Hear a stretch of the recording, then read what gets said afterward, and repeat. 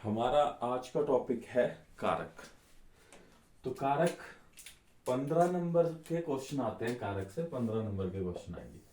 3 तरह के क्वेश्चन आते हैं कारक से।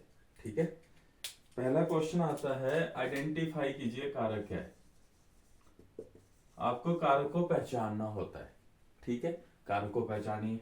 और दूसरा, उसका मतलब बताइए। और तीसरा, वाक्य का निर्माण कीजिए। इंग्लिश टू संस्कृत, और हमारे यहाँ नॉर्थ इंडिया में तो हिंदी टू संस्कृत आता है। ठीक है, ये 3 तरह के क्वेश्चन आते हैं आपको कारक से। कारक को आइडेंटिफाई कीजिए, कारक का मतलब बताइए और वाक्य का निर्माण कीजिए। ये 3 तरह के क्वेश्चन आते हैं। तो कभी भी आज तक ऐसा नहीं पूछा जा रहा है, अभी नया सिलेबस आया है एनसीएसएम का, तो ये नहीं पूछा जा रहा है कारक क्या होता है, कितने होते हैं, कोई क्वेश्चन नहीं। गलती से एमसीक्यू अगर आ भी गया तो कारक कितने होते हैं, 6 होते हैं, तुम समझ ले। तो पहले 6 जो कारक हैं उनके नाम याद करना बड़ा जरूरी है। उसके लिए मैंने एक स्टोरी बनाई है तो गंदी सी, पर भगवान करे उससे कुछ फायदा हो जाए मेरे बच्चों का। तो देखो, एक करण नाम का बंदा है। बंदे का क्या नाम है? करण। करण क्या करता है? कुर्ता खरीद के लाता है। ये देखो कुर्ता, करण कुर्ता खरीद के लाता है। तो जो करण है कुर्ता खरीद के लाता है। कितने कुर्ते खरीद के लाता है? ये देखो, एक ही कुर्ता है। करण एक कुर्ता खरीद के लाता है। ठीक है, कैसे खरीद के लाता है? कम दाम में। कम कम दाम में। कम दाम मतलब कम पैसा देके। तो करण कुर्ता खरीदता है कम दाम में। ठीक है, करण कुर्ता खरीद के लाता है कम दाम में। तो कुर्ता एक लाता है करण, और कम दाम कितना? 200 रुपए कम दाम दिया भाई ने। 200 रुपए कम में खरीद लाया करण। गजब का जहर आदमी है करण। ठीक है, तो और ऐसा एक बार नहीं, 3 बार 3 कुर्ते खरीद लिए करण ने। ऐसे ऐसी छिछोरापंथी कर करके, पैसे कम करके करण ने 3 कुर्ते खरीद लिए। करण कुर्ता खरीद के लाया, एक कुर्ता कितना कम दिया? 200 रुपए। करण ने ऐसे कितने कुर्ते ले लिए? 3। अभी करण ने कुर्ता तो लाया, अभी करण उस कुर्ते का कर क्या रहा है? सैम भाई को दान दे रहा है।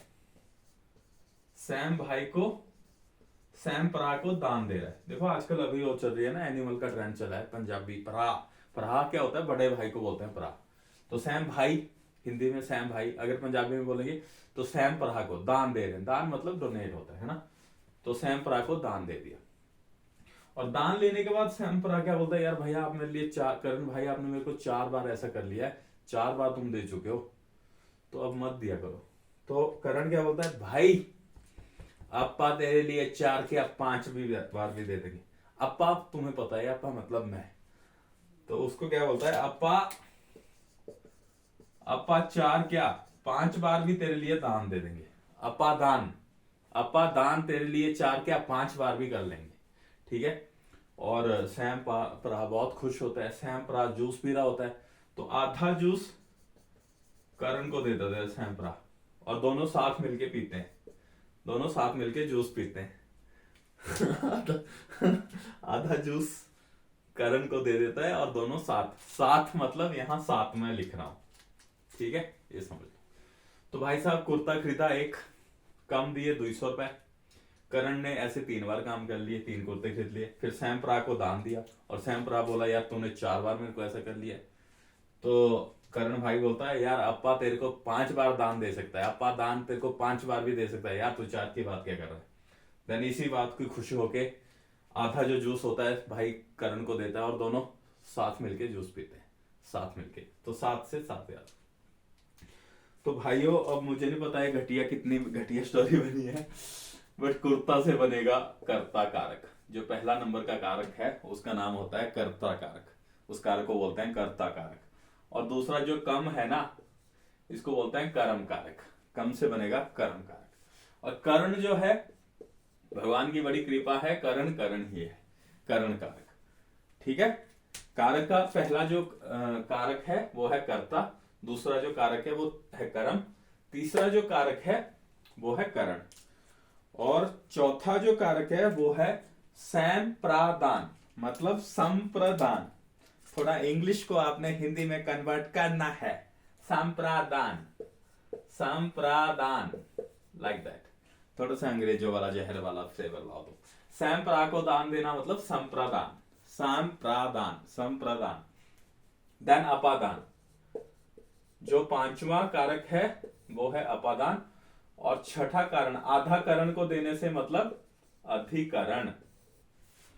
जो छठा कारक है वो है अधिकरण। पहला कारक है कर्ता, दूसरा कारक है कर्म, तीसरा कारक है करण, चौथा कारक है संप्रदान, पांचवा कारक है अपादान, छठा कारक है अधिकरण। अभी मैंने ये जो यहां लिखा है 1 2 3 4 5, यहां तक तो ठीक था। यहां मैंने 7 लिखा है, आधा जूस करण के साथ दोनों मिलके 7 पीते हैं। तो यहां क्या है, ये विभक्ति है, ये मैंने विभक्ति लिखी हुई है, ये ना विभक्ति रहती है। यहां 7 अधिकरण में 7 क्यों लिखा है?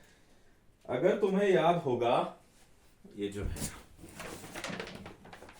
ये जो हमारा राम शब्द और फल शब्द होता है ना, दिख रहा होगा, दिख ही रहा होगा। राम शब्द और फल शब्द होता है ना, वो ऐसे होता है, ऐसे विभक्ति होती है। 1 2 3 4 5 6 7 और 3 वचन होते हैं, एक वचन, दो वचन, बहुवचन। तो भाई ये जो पहली विभक्ति है ना, ये जो पहली विभक्ति है ना, ये है कर्ता। तो यहां पे ये जो तुम्हें पहली विभक्ति के साथ फलम दिख रहा है ना, ये कर्ता है। यहां दूसरी विभक्ति के साथ फलम दिख रहा है, यहां कर्म है। तीसरी विभक्ति के साथ फलेन दिख रहा है, ये आपका करण है। चौथी विभक्ति के साथ फलाय दिख रहा है, ये आपका संप्रदान है। और पांचवी विभक्ति में फलाद दिख रहा है, ये आपका अपादान कारक है। छठी विभक्ति में जो दिख रहा है, छठी विभक्ति का कारक होता ही नहीं। तो पांचवी के बाद सीधा सातवीं विभक्ति, ये जो आ रहा है सप्तमी विभक्ति फल, ऐसी विभक्तियां दी हुई हैं। प्रथमा, द्वितीय, तृतीय, चतुर्थी, पंचमी, षष्ठी, सप्तमी, 7 विभक्ति होती है। जितने भी शब्द है ना, राम है, हरि है, फल है, जो भी तुम्हारे नाम है ना, हमारे सबके नाम ना शब्द रूप होते हैं, ठीक है। चाहे अगर तेरा मोहन है, चाहे सीता है, चाहे क्या हो तुम, बॉबी देओल हो, चाहे रणवीर हो, बॉबी, रणवीर, सब। आजकल एनिमल का चस्का चढ़ा है भाई को तो सारे ऐसे नाम शब्द रूप होते हैं। तो ऐसे नीचे की ओर विभक्ति रहती है, 7 विभक्ति और बहुवचन। तो इन 7 विभक्तियों में जो छठे नंबर की विभक्ति है उसका कारक नहीं होता है। तो पहली विभक्ति का जो कारक होता है, प्रथमा विभक्ति का जो कारक होता है, मैं यहां जैसे लिखता हूं, प्रथमा विभक्ति का जो कारक होता है वो होता है, प्रथमा विभक्ति का जो कारक होता है वो होता है कर्ता। यार पर ये दूर हो गया यार, यही लिख देता हूं मैं। प्रथमा विभक्ति का कारक हो गया कर्ता, दूसरी विभक्ति का कारक हो गया कर्म, तीसरी विभक्ति का कारक हो गया करण, चतुर्थी विभक्ति का कारक हो गया संप्रदान, पंचमी विभक्ति का कारण हो गया अपादान, सप्तमी विभक्ति का कारक हो गया, सप्तमी विभक्ति का कारक हो गया अधिकरण। ऐसे पहली विभक्ति, दूसरी विभक्ति, तीसरी विभक्ति, चौथी विभक्ति, पांचवी विभक्ति, सातवीं विभक्ति, ठीक है। ये ऐसे विभक्ति। तो ये हो गए आपके 6 कारक, कर्ता, कर्म, करण, संप्रदान, अपादान, अधिकरण, ठीक है। ये 6 कारक हो। अभी हम इन कारकों का हमें मतलब क्या है, मतलब इनके क्या फर्क पड़ता है हमें, है वो समझना जरूरी है। तो जैसे मान लो प्रथम विभक्ति, द्वितीय, तृतीय, चतुर्थी, पंचमी, सप्तमी, इसमें मैं राम शब्द का एग्जांपल ले लेता हूं, ठीक है। एक वचन, द्विवचन और बहुवचन, ये राम शब्द का मैं दे रहा हूं। ये थोड़ा ज्यादा ही नीचे हो गया, थोड़ा ऊपर चल भाई। एक वचन, द्विवचन, बहुवचन। वचन का पता क्या हिसाब होता है? जब एक आदमी की बात कर रहे हो ना तुम, एक राम की अगर बात करेंगे तो एक वचन, 2 राम हुए द्विवचन, 2 से ज्यादा लोग हुए तो बहुवचन, ठीक है। वचन का हिसाब ऐसा होता है और विभक्ति ऐसे नीचे की ओर रहती है। तो भाई जी विभक्ति होगी आपका रामः, रामौ,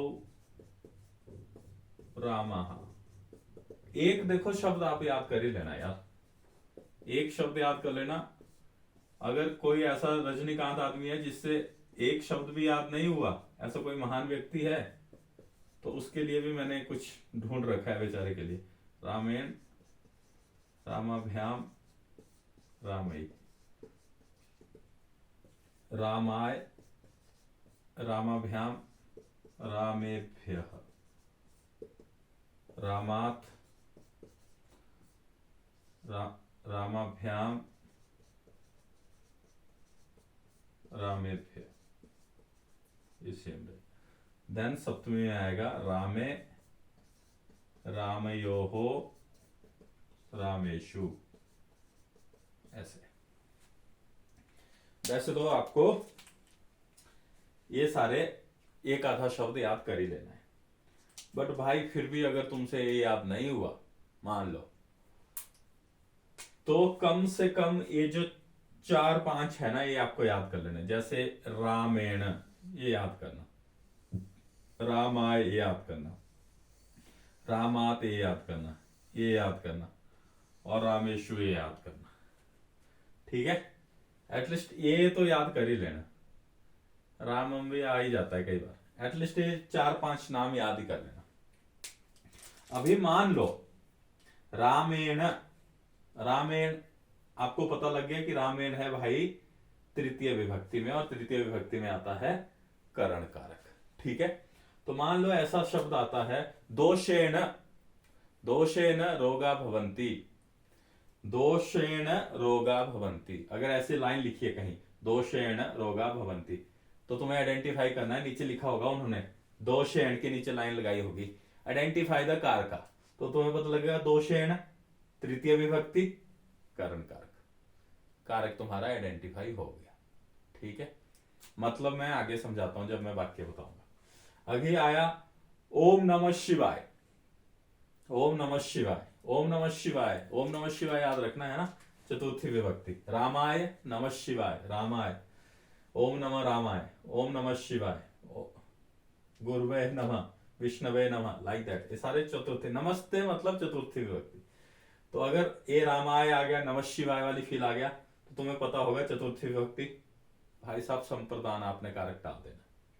अगर आएगा रामात, जैसे वृक्षात फलम पतति, वृक्षात, रामात, ऐसे वृक्ष, वृक्ष शब्द अगर हुआ, वृक्ष भी राम की तरह रहता है ना। वृक्षः रामः, देखो एंड में ना वृक्ष के एंड में भी वृक्ष ऐसे आ रहा है, वृक्ष भी अ आ रहा है, राम के एंड में भी अ आ रहा है, विकास एंड में अ आ रहा है, तनिष एंड में अ आ रहा है, अ वाले। तो ये अ वाले सारे एक जैसे होते हैं। तो वृक्ष और राम एक जैसा आया, तो रामात पांचवी था, वृक्षात पांचवी है, तो वृक्षात फलम पतति अगर एक लाइन आ गई, और तुम्हें वृक्षात के नीचे अगर अंडरलाइन है, तुम्हें पूछा जाएगा कौन सा कारक, तो भाई रामात और वृक्षात है पंचमी विभक्ति, और पंचमी विभक्ति में होता है भाई साहब अपादान कारक। स्टोरी से याद रखना कि इनका नंबर याद रखना कौन सा कारक है। ठीक है, और विभक्ति और ये जो कारक हैं वो ऑलमोस्ट सेम रहते हैं। देन सप्तमी विभक्ति अगर आ गया रामे या रामेशु आ गया, ठीक है, तो रामेशु, वनेशु इस तरह से आ गया, वृक्षेशु, दोषेशु इस तरह का अगर वर्ड आ गया, तो ये आपको पता लगेगा सप्तमी विभक्ति बहुवचन में। तो सप्तमी विभक्ति का जो कारक है वो है अधिकरण। इस तरह से आप कौन से वो जो शब्द, एक शब्द आपको याद होना ही चाहिए, फिर जो श्लोक में शब्द दिया है उसका आप, अगर आपको विभक्ति पता चल जाती है तो भाई आपको कारक पता चल जाएगा। क्योंकि जिस जो विभक्ति है, ये सारी विभक्ति है, पहली विभक्ति में कर्ता, दूसरी विभक्ति में कर्म, तीसरी विभक्ति में करण, चौथी विभक्ति में संप्रदान, पांचवी विभक्ति में अपादान, सातवीं में अधिकरण, तो आपको हो जाएगा। और एक शब्द आप याद कर ही लेना, एक शब्द याद नहीं भी करे तो इनको याद कर लेना। तीसरी में रामेण है, चौथी में रामाय है, पांचवी में रामात है, सप्तमी में रामे और रामेशु, एटलीस्ट इतना कर लेना। ठीक है, अभी इसकी इंपॉर्टेंस क्या है, मतलब फर्क क्या पड़ रहा है, ये कारक पढ़ना क्यों है यार, क्या फर्क पड़ रहा है यार कारक पढ़ने से। तो मैं तुम्हें एक ही देखो, राम एक ही रहेगा, राम की विभक्ति चेंज होगी, और जो मैं बोल रहा हूं राम, राम मारा, राम ने मारा, ठीक है, मारा को मान लो तुमने, मैंने लिख लिया हंती, ठीक है। तो अगर तुम इन कारकों का अगर अर्थ समझोगे, पहले का कारक का अर्थ आता है राम ने, राम ने मारा, चलो हिंदी संस्कृत छोड़ो, हिंदी ही लिखते हैं, राम ने मारा, मारा सब जगह सेम रह रहा है, क्रिया सब जगह सेम रह रही है, कारक मैं चेंज कर रहा हूं, ठीक है। मारा सब जगह सेम रह रहा है, क्रिया ए सब जगह सेम है, कारक बदलने से मतलब कितना चेंज होता है वो समझो तुम। क्या जहर मीनिंग है गुरु, मतलब मजा आ जाएगा तुम्हारा, अलग ही लेवल का मतलब है। सुनो देखो तो तुम, राम ने मारा, तुम्हें समझ आ गया होगा। भगवान राम, आजकल तो गुरु राम तो आपको पता ही है, प्रभु राम कितने छाए हुए हैं सब जगह। भगवान राम ने मारा, राम ने मारा, तो समझ गए तुम किसको मारा। ठीक है, मतलब साफ है। अब अगर ये है पहली विभक्ति का मतलब, दूसरी विभक्ति में क्या लगता है, दूसरे कारक में क्या लगता है, दूसरे कारक में शब्द के साथ लगता है को। तो अगर पहली विभक्ति में लगता है राम ने, दूसरी विभक्ति अगर लगेगी रामम, तो कारक अर्थ जुड़ेगा हिंदी में को। तो इसका रामम, रामम हंति अगर आप लिखेंगे तो राम को मारा, राम को मारा। अगर रामम शब्द हुआ तो उसका मतलब होगा राम को मारा। रामः हंति, राम ने मारा। रामेण हंति, राम के द्वारा मारा। यहां इनके ये जो विभक्ति के अर्थ हैं, देखो दो ही क्वेश्चन आएंगे तुम्हें, आइडेंटिफाई द कारका और उनका मतलब बताओ। तो अगर कर्तृकारक है तो वो है मेन बंदा जो काम कर रहा है, और कर्म कारक जिसको किया जा रहा है, कर्ता जिसको करता है, कर्ता जिस काम को कर रहा है वो आपका यहां कर्म हो रहा है। तो राम ने मारा, क्रिया सेम है। राम को मारा, जैसे द्वितीय विभक्ति चेंज हुई मतलब चेंज हो गया, राम को मारा। प्रभु राम को मारा जा रहा है यार, इधर उधर प्रभु राम मार रहे हैं, मतलब देखो एकदम जज्बात हालात चेंज हो रहा है। रामेण हंति, राम के द्वारा मारा। याद है तुम्हें सुग्रीव को बाली ने मरवाया था, सुग्रीव को राम के द्वारा मारा गया। ठीक है, बाली को सुग्रीव ने बाली को राम के द्वारा मरवाया, वहां ऐसा प्रयोग होता है। देखो अलग ही मतलब है यहां राम ने मारा, भगवान राम खुद मार रहे हैं। दूसरी लाइन दूसरी विभक्ति चेंज हुआ, कारक का मतलब चेंज, राम को मारा, यहाँ प्रभु श्री राम को मारा जा रहा है। यहाँ रामेण, राम के द्वारा मारा गया। यहाँ राम एक इंस्ट्रूमेंट है। तृतीय विभक्ति का जो मतलब होता है वो एक इंस्ट्रूमेंट, कारण कारक का जो मतलब है वो है इंस्ट्रूमेंट, जिसके द्वारा कोई काम किया जा रहा है। तो यहाँ भगवान राम के द्वारा बाली को मारा जा रहा है। पहली विभक्ति में कर्ता है, दूसरी विभक्ति में कर्म जिसको किया जा रहा है, तीसरी विभक्ति इंस्ट्रूमेंट। ये है मीनिंग, कारकों के मीनिंग है। कर्ता करने वाला, कर्म जिसको किया जा रहा है, करण जिसके द्वारा काम किया जा रहा है, थ्रू विच आप वर्क को कर रहे हैं। देन रामाय मारा, राम के लिए मारा। चतुर्थी विभक्ति का मतलब है राम के लिए मारा। तो राम के लिए मारा किसने, भाई हनुमान ने राम के लिए मारा लंका वासियों को, लक्ष्मण ने लंका वालों को राम के लिए मारा, तो उन बानरों ने राम के लिए मारा गया। तो देखो यहां मतलब अलग हो रहा है।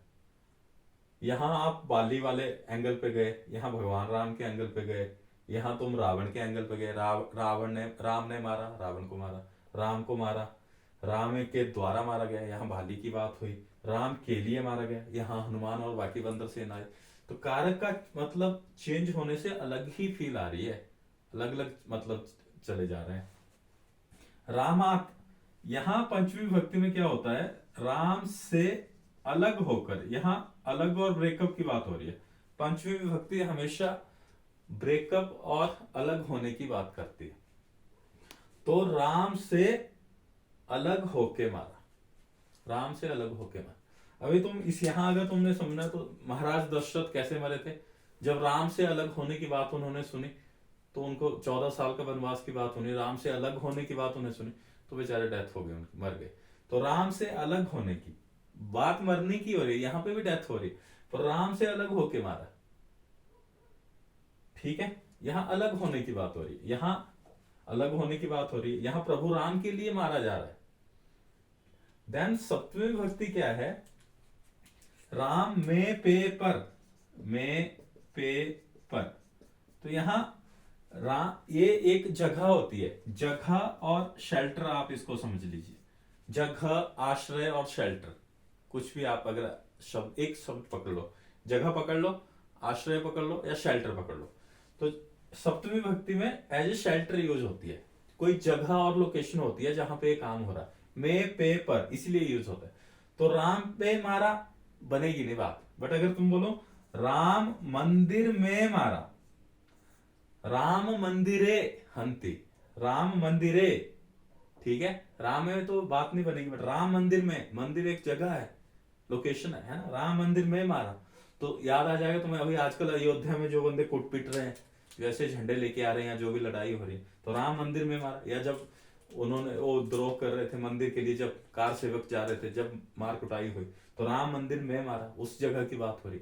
तो देखो मारा, काम जो है, क्रिया जो है वो सेम रही, पर जो कारक जैसे जैसे चेंज हुए, तुम अलग अलग एंगल पे गए। कभी तुम्हें रावण की बात आई, कभी बाली की बात आई, कभी महाराज दशरथ की याद आई, कभी हनुमान की बात आई, कभी राम मंदिर की बात आई। तो कारक के मतलब बिल्कुल अलग अलग, मतलब कारक का यूज होते ही वाक्य का बिल्कुल अलग एंगल चला जाता है। ये इंपॉर्टेंस है कारक की, ठीक है, ये इंपॉर्टेंस है कारक की। तो ये इसकी आगे क्या इंपॉर्टेंस है वो तो जब अगली जो क्लास लगाऊंगा मैं, उसमें वाक्य का निर्माण कैसे होता है वो उसमें इनका यूज होगा। फिलहाल आप आज आपने दो बातें सीखनी है कि भाई कारक होते हैं 6, जिसमें पहली विभक्ति में कर्ता, दूसरी विभक्ति में कर्म, तीसरी विभक्ति में करण, चौथी विभक्ति में संप्रदान, पांचवी में अपदान और सातवीं में अधिकरण। कर्ता वो होता है जो पहली विभक्ति में रहता है और जो मेन काम करता है। कर्म वो होता है जो जिसको एक्शन किया जाता है, ठीक। करण एज ए इंस्ट्रूमेंट जिसका यूज किया जाता है, जो थर्ड विभक्ति में होता है। संप्रदान जिसके लिए काम किया जाता है, और अपादान जिससे सेपरेट होके क्रिया की जाती है, और अधिकरण उस स्थान पे, जगह पे जहां पे क्रिया की जाती है, ठीक है। हर एक कारक का जो मेन, कारक की जो मेन डेफिनेशन है ना, जो क्रिया के साथ लिंक होता है। क्रिया होता है काम, कोई भी काम के साथ जो लिंक होता है। यहां मारना क्रिया थी, ठीक है, जो भी काम, तो जो क्रिया करता है वो करता, पहली बात। जिसको करता है क्रिया पूरी करने के लिए, वो कर्म। जिसके द्वारा क्रिया की जाती है वो कर्म। जिसके लिए क्रिया की जाती है संपदा। जिससे अलग होकर क्रिया हो रही है अपदा। जिस जगह पे क्रिया हो रही है अधिकार। तो ये आपका कारक है। 6 कारक हैं, 6 विभक्तियां हैं, और ये ऐसे इसके एग्जाम्पल हैं। इनमें से ये 3-4 तो आपको याद करना ही है, और ये इसका हिंदी में अर्थ है। हिंदी का अर्थ जान के हमें आगे वाक्य निर्माण करने में मदद होती है, इसलिए हिंदी। अगली क्लास में हम वाक्य निर्माण का काम करें।